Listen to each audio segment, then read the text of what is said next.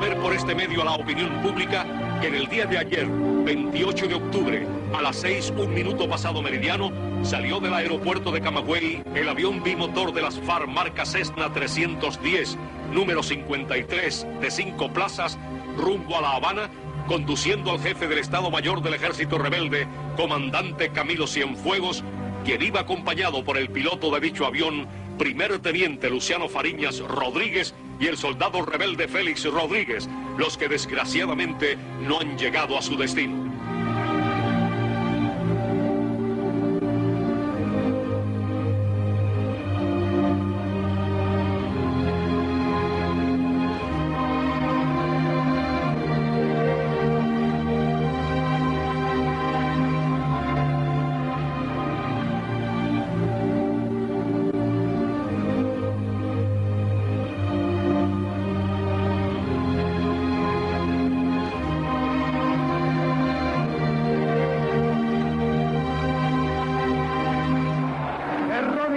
Nos pondremos una vez y una vez inclinaremos nuestras frentes para decirles, hermanos, vuestra sangre no corrió en balde.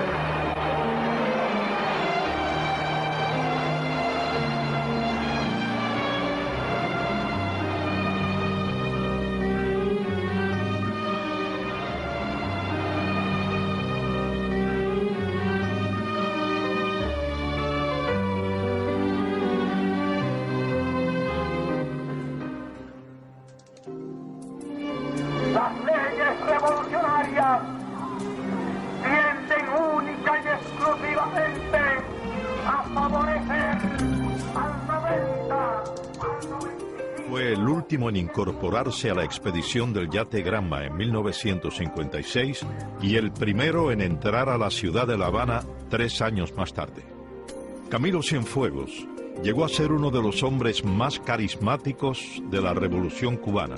Su popularidad, solo comparada con la de Fidel Castro, lo ubicó como el segundo del líder del proceso insurreccional. Camilo es un incidente en la historia de Cuba, como fue Napoleón mundialmente. Tipo prácticamente desconocido, pero tenía unos méritos tremendos y se hizo. José Duarte Oropesa, historiador, fue comandante del ejército rebelde y amigo personal del comandante Camilo Cienfuegos. Crecí con él en el barrio, somos del mismo barrio, crecimos en el mismo barrio, fuimos a la misma escuela pública, con diferencia de años, porque era más joven que yo. Nunca tuvo motivaciones de ningún tipo, Camilo, desde muchacho, de revolucionaria. Che lo hace a él comandante, porque el que manda a Fidel con grado de comandante con facilidad para dar grado es al Che. Nunca Camilo tuvo funciones administrativas, ni territorio que administrar, ni tuvo en eso, pero sí era osado y era dispuesto y sobre todo muy preocupado siempre por sus tropas. Camilo Cienfuegos Gorriarán llegó a ser uno de los comandantes del ejército rebelde de mayor arraigo dentro de la guerrilla. Nació el 6 de febrero de 1932 en la barriada de La Víbora, en La Habana. Y como bien dicen los que lo conocieron, nunca tuvo inclinaciones políticas. Le gustaba la lectura, el baile y sobre todo jugar al béisbol. En abril de 1953, Camilo parte con visa de turista hacia Estados Unidos. Trabaja como indocumentado hasta que en junio de 1955 es deportado a Cuba. Posteriormente, el 7 de diciembre del propio año, se une a varios estudiantes universitarios y participa en una protesta donde resulta herido de un balazo en la pierna izquierda. Un mes después es detenido en otra manifestación y fichado por el BRAC, el entonces Buró de Represión de Actividades Comunistas. Camilo regresa a Estados Unidos con visa de residente en marzo de 1956, tras haber contraído nupcias con Isabel Blandón, una enfermera salvadoreña nacionalizada estadounidense a quien había conocido en su viaje anterior. La relación se rompe en septiembre de 1956 y Camilo decide irse a México, donde posteriormente contactaría a los jóvenes del movimiento 26 de julio exiliados en la capital azteca. Tan pronto empecé a conversar con él, me di cuenta que él era de la misma edad mía aproximadamente, que era un cubanito común y corriente de cualquier esquina de barrio de La Habana, por su léxico y por su manera de expresarse y de actuar. Emilio Yufrido fue dirigente de la AAA, atacante del cuartel Goicuría en Matanzas, exiliado en México. Puso en contacto a Camilo Cienfuegos con el movimiento 26 de julio. Entonces me explicó que él quería vincularse con los exiliados políticos que a él le habían dicho en Estados Unidos, de donde él había venido a México, que en México si él se ligaba hacía conexión con los exiliados políticos, que tenía casa y comida, que allí le daban casa y comida. Él venía con pasaje de ida y retorno procedente de Los Ángeles y $10 en el bolsillo. Eso fue lo que él me contó. Yo cuando vi que era una persona que no tenía dobleces, que no tenía la característica de ser un infiltrado, un posible infiltrado, pues decidí tratar de ayudarlo. Eso, ya te digo, eso fue por el mes de septiembre, debe haber sido finales de septiembre del año 56, porque él estuvo muy poco tiempo realmente en la fila con Fidel, en la fila del 26, porque Fidel sale para Cuba en diciembre. En principio, Fidel Castro lo rechazó, aludiendo que apenas recibiría entrenamiento militar, pero más tarde Camilo logra ingresar al grupo. Luego de un retraso en la travesía, los 82 expedicionarios prácticamente naufragan y logran tocar tierra firme el 2 de diciembre de 1956 en un punto al sur de la provincia de Oriente, conocido como Playa Las Coloradas. Posteriormente a la derrota del combate de Alegría de Pío, Camilo Cienfuegos logra escapar junto a 2 hombres y reencontrarse con otros 5 expedicionarios el 9 de diciembre de 1956 e internarse en la Sierra Maestra. A pesar de no haber recibido un buen entrenamiento militar, Camilo Cienfuegos impuso su coraje desde el primer encuentro con las Fuerzas Armadas del gobierno de Fulgencio Batista. Subí a la Sierra Maestra a finales de marzo del 57. Allí me encontré con la gente de Fidel, nos reunimos allí y comenzó la lucha. Iván Ayala fue capitán del ejército rebelde. Participó con Fran País en las acciones del 30 de noviembre de 1956. Combatió bajo las órdenes del comandante Camilo Cienfuegos. Camilo tenía buena capacidad de mando, mucha destreza para combatir, para dar órdenes y mucha táctica, sobre todo de combate. Era extremadamente valiente y cuando él se arriesgaba era para proteger más o menos a los demás compañeros, porque él no mandaba a un compañero a un lugar que no pudiera él también. En distintas ocasiones combatimos juntos. O sea, combatimos lo que es Pino del Agua, el segundo combate Pino del Agua, combatimos en las Mercedes, en el Jibo, donde cogimos a General Quevedo preso, en aquella época era comandante, y por último, estando junto con él, ¿no? Con último combatir con él en lo que es Casa de Piedra, que era Santo Domingo. Camilo era buen guerrero, mandaba, pero iba él. El soldado siempre mira el jefe. Cuando el jefe le dice a usted, ve aquella dirección que está allí y desde allí tú atacas, es muy saludable ver que cuando tú menos lo esperas, el jefe está atrás de tuyo ahí tirando tiros pegados a ti. Y eso era Camilo.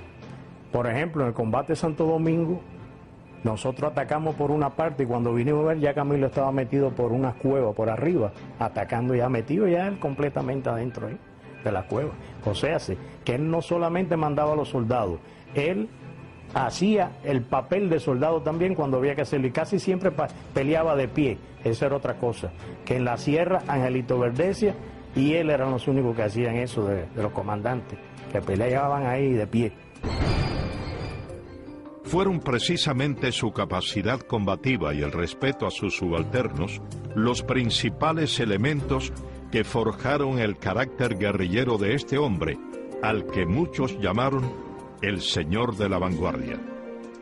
Uno de los comandantes que la tropa más respetaba allí siempre era Camilo. Era bueno, él era amable, él no era una persona como algunos que eran déspotas y eso, no, él siempre fue una persona amable. Eduardo García fue capitán del ejército rebelde. Combatió bajo las órdenes del comandante Camilo Cienfuegos. Un día íbamos pasando nosotros y él estaba acampado y él estaba peleando. Estaba junto a Oreste y a Larita. Bastante acalorado estaba y yo le pregunté que qué le pasaba. Y él me dijo que los comunistas le tenían la tropa esa revuelta. ¿Y quién? Y no, el Chino Figueredo, que lo boté de aquí, por comunista. Según quienes compartieron con Camilo Cienfuegos en la Sierra Maestra, su postura política, al menos antes de la llegada al poder en 1959, era anticomunista. Yo conocí a Camilo Cienfuegos cuando estábamos acampados en Juan Alicante, entre Yaguajay y Caibaguén. Roberto González fue teniente del ejército rebelde. Combatió bajo las órdenes del comandante Camilo Cienfuegos. Cumplió prisión política en las cárceles castristas. Yo te puedo decir que Camilo es un caballero en lo que dice la guerra y guerrilla. Hombre cordial y hombre bravo. Lo que sí te puedo decir bien claro, que en los años 59 Camilo era un apolítico.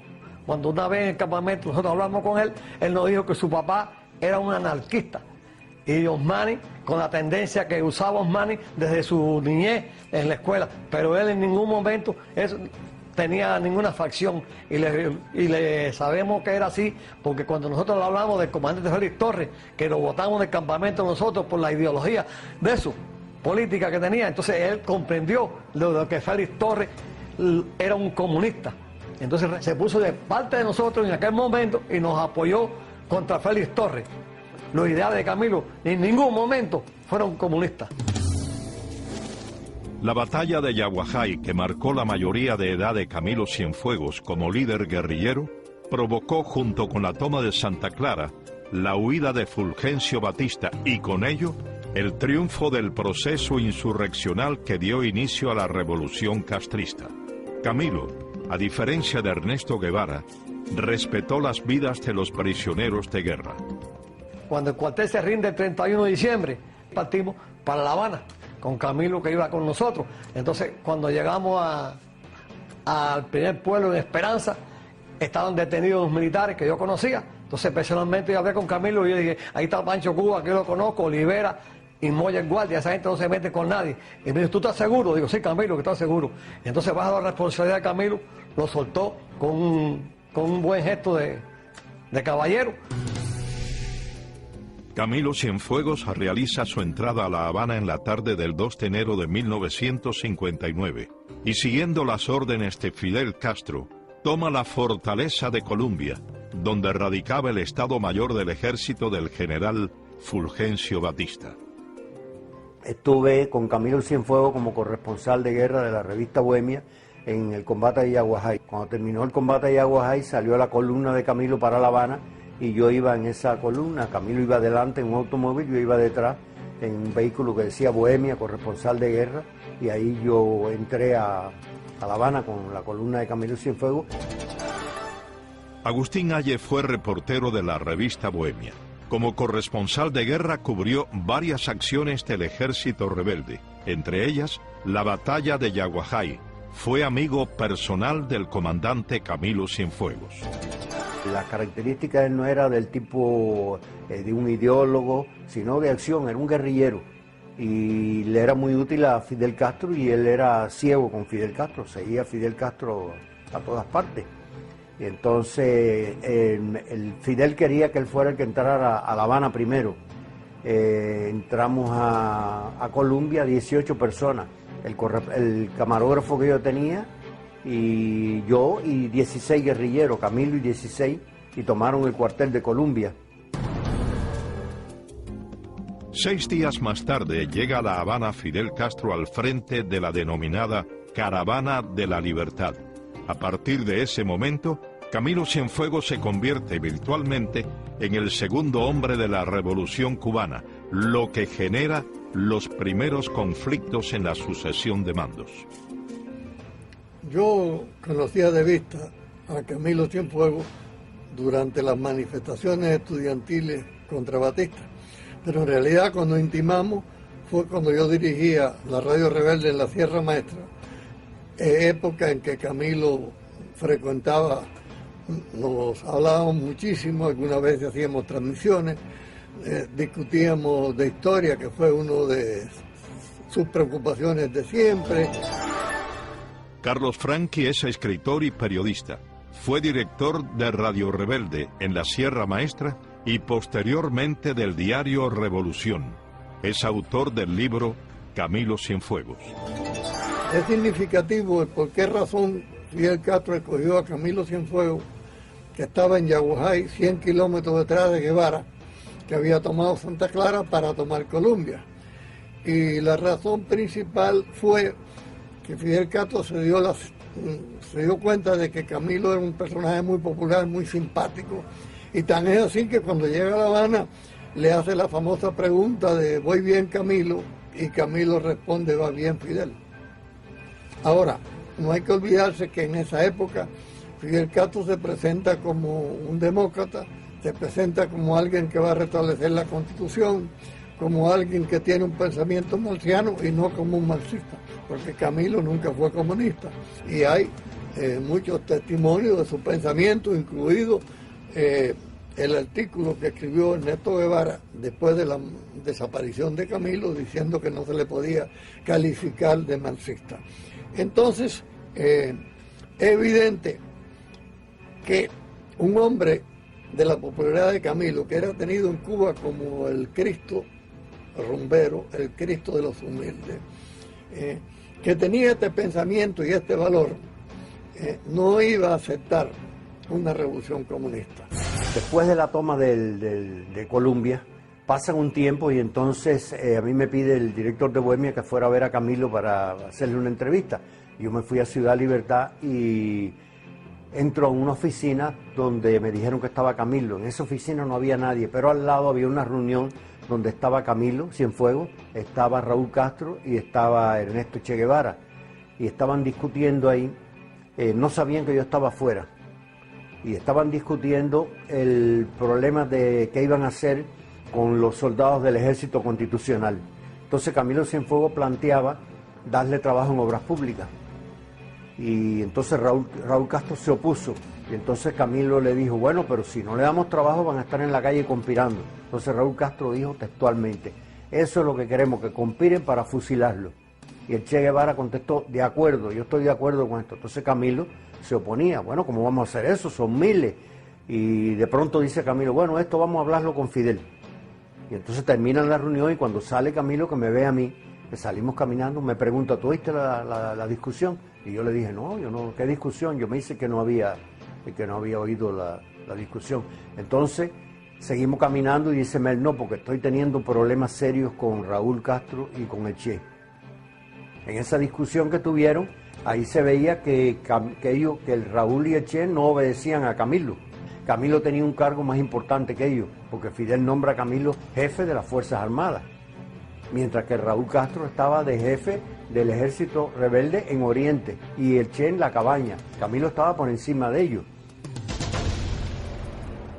Si bien Camilo era un hombre muy necesario en los planes de Fidel Castro, debido a su arraigo y simpatía popular, no gozaba del respaldo de Raúl Castro y Ernesto Guevara, que no aceptaban que el joven comandante, que hacía apenas 9 meses era solo capitán, llegara a ser el segundo hombre de la gesta revolucionaria. A Camilo Cienfuegos lo conocí ya en Colombia, después del triunfo de la revolución, porque yo viajé con Fidel en en la invasión hasta La Habana, y ya Camilo estaba allí cuando llegamos a Ciudad Libertad. Carlos Castilla Mas fue capitán del ejército rebelde. Combatió bajo las órdenes de Raúl Castro en el segundo Frente Oriental Fran País. Cumplió prisión política en las cárceles castristas. Hay una reunión grande que es de oficiales, pero además es de miembros del 26 que vienen de otras provincias, no es solo de oficiales allí. Eso estamos en el mes de febrero aproximadamente del año 59. La presidían Fidel y Camilo. Habían 4 posiciones principales. Fidel Castro, Camilo en segundo, el Che en tercer lugar y Raúl en cuarto lugar.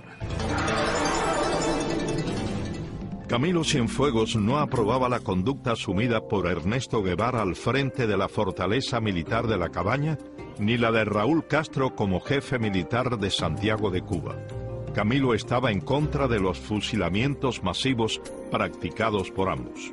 Hay una anécdota aquí interesante de lo de Camilo Cienfuegos. Él viene a Estados Unidos en el 59.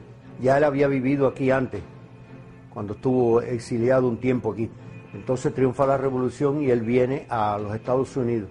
Él aquí en Estados Unidos nota que hay una oposición muy grande a los fusilamientos en Estados Unidos y en otras partes del mundo, América Latina. Entonces, cuando él regresa, yo le oí decir que había que parar los fusilamientos que tenían Raúl Castro en Santiago de Cuba y Che Guevara en la Cabaña. Y que Fidel estaba indeciso, que cuando estuvo aquí en Estados Unidos pues también sintió que había una oposición grande a los fusilamientos, pero que Raúl y el Che Guevara se oponían y querían que continuaran los fusilamientos, como así ocurrió. Las ideas políticas del comandante Camilo Cienfuegos estaban en franca contradicción con los postulados de Raúl Castro y Ernesto Guevara, seguidores de la doctrina comunista. Camilo tenía una columna que lo adoraba, que fue con la que hizo la invasión.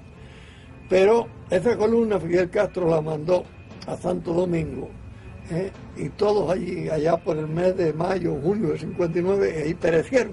Y Camilo se quedó sin columna, aunque era el jefe del ejército rebelde. Esto es un primer detalle importante que debilita la posición militar de Camilo.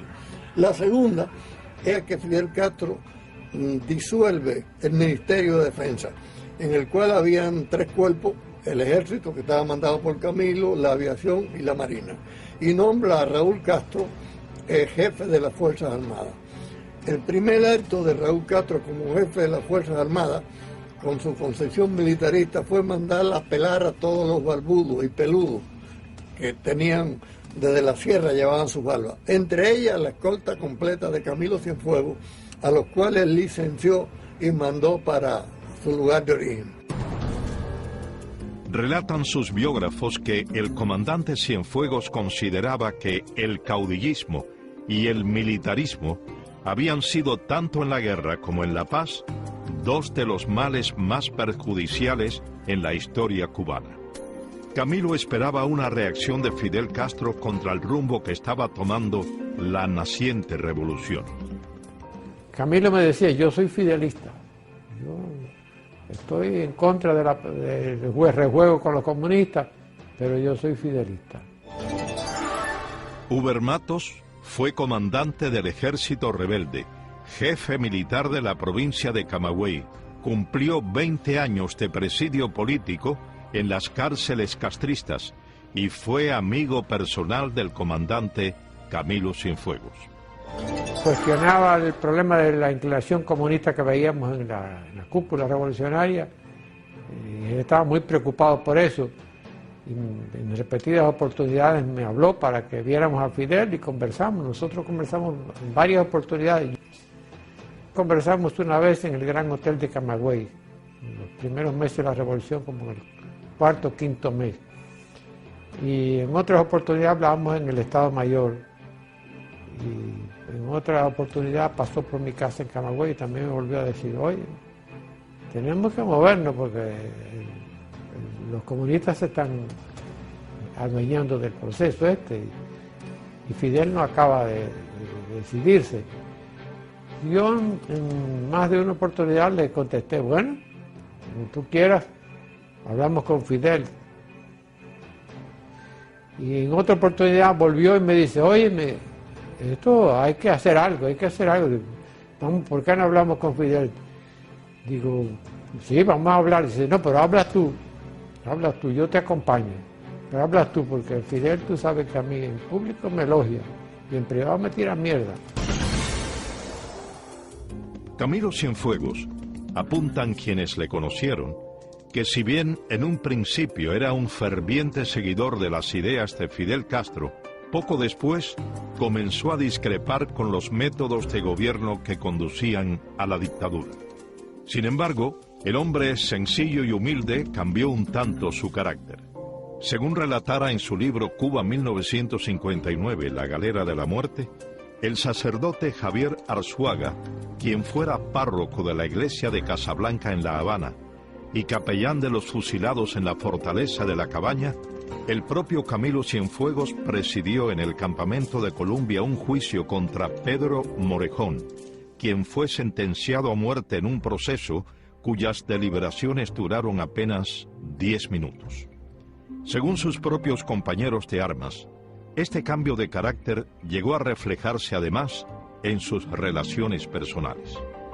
Camilo cambió cuando lo hicieron jefe del ejército y ya no era el Camilo aquel en que venía a conversar con nosotros, ya era difícil conversar con él porque él ya tenía una jerarquía dentro del proceso de la guerra que él creía que era superior a la nuestra. Lázaro Asensio fue comandante de la Revolución, fue fundador del Segundo Frente Nacional del Escambray y dirigente nacional del Partido Ortodoxo. Camilo tenía diferencias con Che Guevara y eso pues se pudo comprobar en varias ocasiones. También él con Raúl Castro tuvo sus problemas y sus discusiones. Y cuando Fidel no estaba, él se mostraba crítico de Fidel Castro. Por su carácter y sus características, era un obstáculo, o podía representar un obstáculo para los planes de los hermanos Castro. Porque Camilo tenía nombre, tenía fama, tenía respaldo de pueblo. Pues, toda esa serie de cosas no la tenían los hermanos Castro y eso iba en contra de ellos. Si bien las diferencias con los hermanos Castro cobraban fuerza cada día, también cada día se acentuaba su respaldo entre la población cubana. Camilo llegó a ser considerado el líder guerrillero que mayor respaldo tenía en el pueblo. Muchos recuerdan aquella histórica aparición de Camilo Cienfuegos ante decenas de miles de capitalinos frente al antiguo Palacio Presidencial. Para decirle, hermanos, la revolución está hecha, nuestra sangre no corrió en balde. Después de ese mitin de Palacio Presidencial en el 59, que Camilo y yo salimos juntos, entonces yo le comenté, porque lo aplaudía mucho y la popularidad de él, y entonces yo le dije, Camilo, tú eres tan popular como Fidel. Entonces él hizo así, se paró, se detuvo, y vamos, Camilo, juegues con eso. Ese es un problema grande que yo tengo. Camilo era una sombra para Fidel. Hay un discurso ahí que Camilo llega a mediación del discurso y cuando Fidel está hablando y cuando se asoma por el balcón, aquello se fue abajo. Camilo completamente y le ahogó el discurso a Fidel. Fidel tuvo que virarse y decir aquellas palabras que decía, voy bien, Camilo.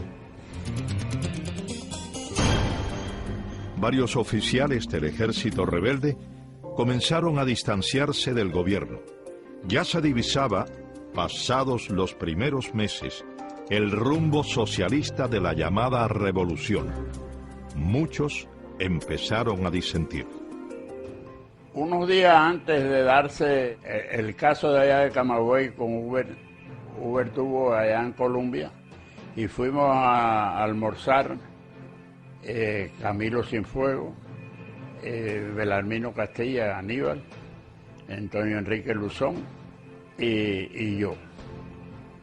Huber leyó la carta, él hizo comentarios sobre todo el problema. Después de leer la carta se hicieron los comentarios. La lectura de la carta es para demostrar que la penetración comunista se estaba realizando en Cuba a todos los niveles, ¿no? Como nosotros ninguno habíamos luchado por esa causa, ninguno de los que estábamos allí, yo estoy seguro que eso, incluyendo a Camilo.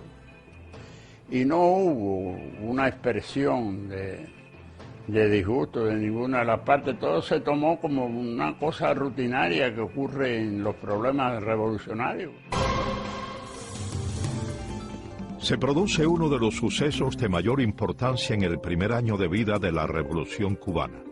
El comandante Huber Matos, jefe militar de la provincia de Camagüey, le envía una carta de renuncia a Fidel Castro, en la cual denuncia la influencia comunista en el gobierno. Castro de inmediato monta una campaña difamatoria contra Matos. Alude a una supuesta sublevación militar y el 21 de octubre de 1959 envía a Camilo Cienfuegos con un puñado de hombres a arrestarlo y tomar el regimiento militar de Camagüey. Camilo fue como con 20 hombres, armados con fusiles automáticos, bazooka y todo un despliegue. Cuando él llegó al aeropuerto se encontró allí con el jefe de mi escolta, el teniente José Martí Ballester, que le dice, bueno, Huber me mandó a ponerme las órdenes suyas, así que si usted va a entrar al regimiento yo tengo que ir adelante, porque por cuestión de seguridad. Fue él solo caminando hasta la puerta de mi casa donde yo estaba, y a la gente de él la retiró, la dejó fuera. Entró y me dice, bueno, vengo como abochornado, porque yo nunca hubiera querido cumplir una misión de esta naturaleza, etcétera, etcétera. Abochornado propiamente, ¿no? Con la cara osca y diciendo, estoy en una misión que nunca hubiera querido cumplir. Tú sabes que nosotros nos respetamos, nos estimamos, nos queremos, y yo sé quién eres tú y esto, y ahora me mandaron aquí a que te arreste, a que me entregues el mando.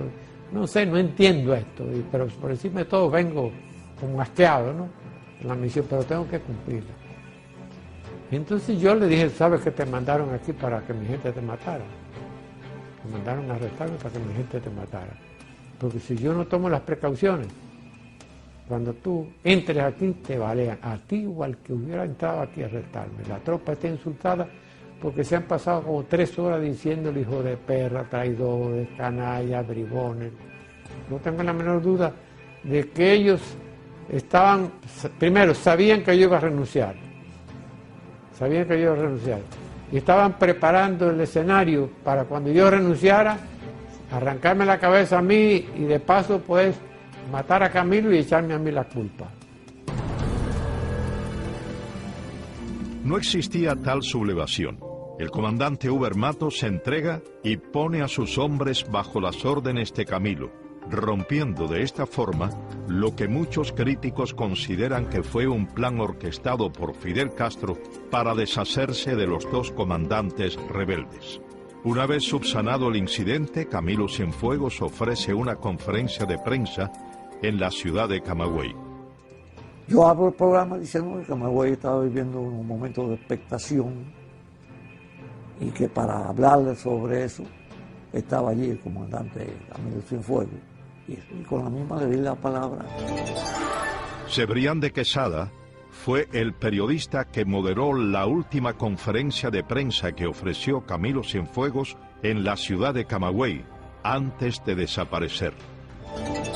En la conferencia de prensa, Camilo dice que le informaron que Camagüey estaba revolucionado, que Huber Matos se había alzado contra el gobierno y que había una situación difícil allí, y por ese motivo es que él va a Camagüey a detener a Huber Matos, pero que decidió enviarlo con una escolta al ver que no era así como le habían dicho, y que entonces se fue a Santiago de Cuba, que tenía otros problemas allí. ¿Por qué razón Fidel Castro, al mandar a detener a Hugo el Mato, después de la discusión de Palacio, ¿por qué escoge a Camilo Cienfuegos en vez de haber escogido a Ramiro Barrés, que se ocupaba de la policía, u otro? Pues para mi parecer hay dos razones. Los únicos dos comandantes que no tienen origen moncadista son Camilo Cienfuegos y Hugo el Mato. Los dos enormemente populares y Camilo el más popular de todos. Es evidente que Camilo, al detener a Hugo el Mato, que iba a tener un próximo juicio, iba a tener que convertirse en el hombre acusador de Hugo el Mato.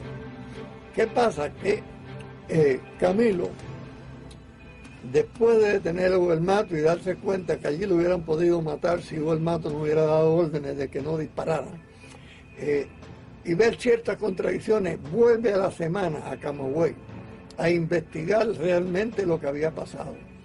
Y la última persona con que se entrevista es con Carlos Álvarez, famoso guerrillero, que fue el que llevó la carta de Hugo a Fidel Castro y que era jefe del aeropuerto de Camagüey. Y todo esto le explicaron realmente lo que había pasado. Hugo Matos es encarcelado. Camilo Cienfuegos contacta con su amigo dentro de la prisión. Antes de que Camilo desaparezca, yo recibo 2 recados de él. Y el recado es de que Uber, no puede haber juicio. Tenemos que resolver esto en los casos tuyos sin juicio. Yo me encargo de que tú te escapes. Pero culpándome a mí de estar en un atolladero, en un problema muy serio, ¿no? Y el atolladero se lo había buscado Camilo el mismo día de mi arresto porque discutió con Fidel Castro por teléfono en presencia mía. Y el 27 por la mañana todavía yo recibo un segundo recado de Camilo, desesperado, diciendo, no puede haber juicio, yo me encargo de que tú te escapes, pero no puede haber juicio. Calculo que los dos Castros estaban diciendo, tú tienes que acusar a Uber. Tú tienes que acusar a Uber de inventar cualquier cosa, pero tú tienes que acusar a Uber de que te ha invitado a conspirar, algo así. Y Camilo sabía que no lo podía hacer, que no lo podía hacer. Uno, porque él me conoce y sabe que si me acusa, yo le digo, bueno, pero te has acobardado si tú me hablaste a mí 10 veces de que había que evitar que la revolución se vaya al comunismo y que hay que hacer esto y hay que hacer lo otro. El caso es que insistía como un pobre trastornado. Tienes que fugarte, no puede haber juicio. Cuando se da la noticia de Hugo Mato, yo estaba por la zona del Escambray y me iba a ir para La Habana, y al llegar a Santa Clara me dicen que Camilo Cienfuegos estaba en el Hotel Modelo en Santa Clara, en la calle Maceo. Y allí entonces yo le preguntaba por lo de Hugo Mato, y entonces me dijo, esto es casi textual en la forma que me contestó, me dijo, bueno, el problema de Hugo Mato es que Raúl Castro dice que hay que fusilarlo, porque Hugo Mato ha planteado el problema anticomunista y en el ejército, y aquí el que es anticomunista es contrarrevolucionario, y el que es contrarrevolucionario, paredón. Era la misma tesis que estaban planteando en el periódico Revolución. El 28 de octubre, el comandante Camilo Cienfuegos realiza una escala aérea en la ciudad de Camagüey y posteriormente comienza la gran incógnita. ¿Qué pasó con el carismático guerrillero? Las 48 horas finales de la vida de Camilo son cruciales en la historia de la Revolución Cubana. Primero, porque ha tenido el problema personal con Raúl Castro acerca de los mandos. Fidel ha puesto a Raúl en el puesto de tabernilla de jefe del Estado Mayor Conjunto. Ha eliminado del grupo que se titulaba caminista a los principales mandos. ¿Qué hace entonces Camilo?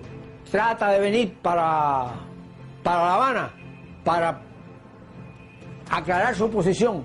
¿Por qué le han hecho eso? Entonces queda la duda si es que Raúl lo ha matado, si Fidel tiene el pensamiento que Raúl lo haya hecho o que Camilo haya desertado. Varios estudios apuntan que las coincidencias de los hechos ocurridos en los minutos posteriores al despegue del Cessna 310 del aeropuerto Agramontino hacen posible presumir la existencia de un complot para aniquilar al señor de la vanguardia. El piloto de la aeronave, Luciano Fariñas Rodríguez, tenía más de 2000 horas de vuelo y vasta experiencia tripulando el modelo de avión que lo transportaba, razón por la cual la hipótesis de un posible error humano es muy frágil. Según el Archivo Meteorológico Nacional, durante las horas en que supuestamente ocurrió la tragedia, el estado del tiempo era bueno, o sea, la probabilidad de una turbulencia aérea era mínima. Según el reporte de vuelo del aeropuerto de Camagüey, a 4 minutos de haber partido el Cessna 310, despegó un caza británico tipo Sea Fury con su cañón de 20 milímetros desenfundado. Testigos presenciales corroboran la posibilidad del citado plan. Jorge Enrique Mendoza Reboredo va al aeropuerto cuando regresa Camilo, que hacen una parada técnica en el aeropuerto de Camagüey, y le dice desde lejos: hay un telegrama que dice el comandante Fidel que no vaya para La Habana, que vaya para las villas, que Félix Torres tiene problemas en las villas. Fidel, el Che, Raúl, mandaron a buscar a Félix Torres, jefe del regimiento de las villas, para combinar la muerte en el aire de Huermato y de Camilo. Pero le falla el caso cuando Camilo, en vez de llevarlo preso, se va a Oriente, con el pretexto de que tiene que resolver problemas del ejército, porque era jefe del ejército Camilo en Oriente. Otros reportes apuntan a una serie de fallecimientos que, sin lugar a dudas, están enormemente relacionados con la supuesta desaparición. El piloto del Sea Fury, que despegó poco después que lo hiciera la avioneta de Cienfuegos, desapareció. El mecánico de aviación, que reportó que el caza de fabricación británica traía a su regreso la ametralladora completamente descargada, murió ese mismo día cuando un automóvil lo atropelló. Un pescador que declaró que había visto que un avión caza atacaba una avioneta fue conducido a La Habana con el pretexto de ampliar las investigaciones, y nunca más se supo de él. El comandante Cristino Naranjo, amigo personal de Camilo, que había iniciado una investigación al respecto, fue baleado a la entrada del campamento de Columbia, y meses después, el victimario, el capitán Manuel Beatón, fue fusilado por el régimen castrista. Para comenzar, Fidel Castro dice que él se enteró 24 horas después. Eso es algo que nadie se puede creer. Además, que esa búsqueda que duró muchos días, Revolución tenía 2 reporteros allí, el escritor Guillermo Cabrera Infante y el fotógrafo Jesse Fernández, los cuales me contaban sorprendidos que después de la búsqueda de cada día, Fidel Castro se iba a la isla de Torihuanó o a otro sitio y le tiraba tiros a las vacas, enlazaban, hacía una especie de comelate como una fiesta. Y cuando salía a la televisión ya ponía la cara dramática. Pero la impresión que daba es que Camilo no iba a aparecer, porque él sabía que realmente no iba a aparecer. Y es evidente que, como demostraron a los acontecimientos posteriores, Fidel Castro ha eliminado a cualquier figura que pudiese tener la posibilidad de discutirle el poder. A mí me contó Juan Horta, que fue secretario de Fidel Castro al principio de la Revolución, en los años 59, que a Camilo lo había mandado a matar el Raúl Castro y el Che Guevara, que había mandado derribar la avioneta. Me presento y le digo: Fidel, a mí me dicen el coreano Miguel Sánchez, yo quisiera unirme a tu movimiento. Dijo: estoy de acuerdo, yo he oído hablar mucho de ti, pero aquí no hay dinero.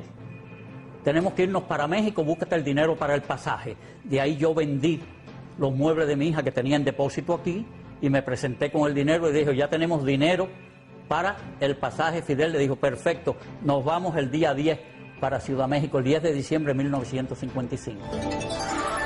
Miguel Sánchez, alias el coreano, combatiente en la guerra de Corea, fue reclutado por Fidel Castro para que entrenara en México a los futuros expedicionarios del yate Granma. Yo estoy completamente seguro de que se llegó el momento, entonces Fidel no quería que Raúl tuviera conflicto de ninguna clase, y entonces eliminaba los elementos conflictivos. Y Camilo iba a ser un elemento conflictivo en Cuba. Pues había que eliminarlo también. Acuérdate que Fidel hace lo que tiene que hacer cuando tenga que hacerlo. Otros de los protagonistas de esa oscura página de la historia cubana afirman que Camilo Cienfuegos fue asesinado en tierra. Respeto mucho su memoria porque la verdad que era un gran amigo de sus hombres, un hombre que protegía a los hombres que estaban bajo su mando. Eliezer Grave de Peralta fue capitán del ejército rebelde. Combatió bajo las órdenes del comandante Camilo Cienfuegos. Sabía Fidel, como Raúl, que el verdadero ídolo del ejército, el verdadero jefe del ejército era Camilo Cienfuegos, y que el ejército iba a responder a cualquier llamamiento que Camilo le hiciera. Había que eliminarlo rápidamente para que no siguiera cogiendo fuerza dentro de la fila del ejército revolucionario. Después que Camilo salió del regimiento de Camagüey, tenemos conocimiento de que hubo una llamada por el radio de Fidel para que se presentara en la Ciénaga de Zapata. Y él voló de allí a la Ciénaga de Zapata. Y de ahí no volvió a salir ningún avión, ni volvió a salir ningún comandante Camilo Cienfuegos. Yo voy a contar algo que yo desgraciadamente tuve que vivir. No es una versión ni nadie me lo contó. Yo fui partícipe de ese asesinato. Jaime Costa fue asaltante del cuartel Moncada. Fue miembro de la Dirección Nacional del Movimiento 26 de Julio. Fue expedicionario del yate Granma y comandante del ejército rebelde. Juan Almeida me llama y me dice si yo sabía la situación que había. Yo, como no la voy a saber, entonces me dice, ¿por qué tú no me acompañas a dar un recorrido con un avión y vamos los dos, así no tengo que ir yo solo? Él estaba en comunicación constante, Almeida, comandante Almeida, con Fidel. Y le decía por dónde iba. Y a Fidel le decía que cambiara el rumbo aquí, que cambiara el rumbo allá. En un viaje de esto le dice que vaya a Varadero y aterrice ahí, que él recibirá instrucciones ahí. En ese momento vienen 3 o 4 carros y venía Fidel y al lado de él venía Dorticós. Fidel habla con Almeida y dice, monta. Entonces yo le digo, bueno, yo me voy para La Habana. Dice, no, ven conmigo. Yo nunca había estado por aquella zona. Y entonces pasamos la carretera central, tú sabes que era la señal principal en Cuba. Y como a la 1:30 llegamos a un campo de aviación de esos que se usaban en Cuba para fumigar. Cuando hago así que miro para el campo, veo la avioneta de Camilo parqueada ahí en una esquina. Yo le digo a Almeida, ¿qué es lo que está pasando? Almeida me dice, bueno, yo no sé, pero es que se ha descubierto una conspiración. Y entonces ahí empieza una discusión en gran escala, en la Casa Grande. Pero era tanto que nosotros lo oíamos perfecto.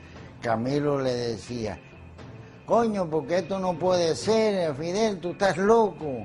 Yo lo único que haría nunca es conspirar contra ti. Entonces Fidel decía, es que las pruebas no... Hay mucha gente que te delata. Yo decía, pues dime nombres. En eso sale Fidel para afuera. Y entonces sale como se llama, Aragonés, y sale Raúl. Y entonces Aragonés le dice a Fidel, bueno chicos, vamos a acabar la comedia esa. Llevamos 3 días discutiendo qué hacemos.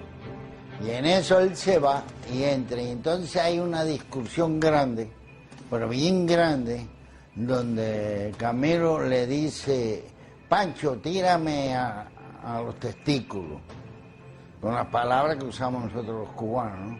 Y en eso suena una ametralladora, una ráfaga, y entonces una pistola, pam, pam, 4 o 5 tiros. Fidel en voz alta para que todos lo vieran, el pueblo lo condenó. Entonces en mí quedó que yo era tan asesino con ellos, porque yo tenía una 45 arriba. Yo podía haber ido a la defensa de él, pero son las indecisiones del momento. Hoy en día, cada rato pienso por qué no lo hice.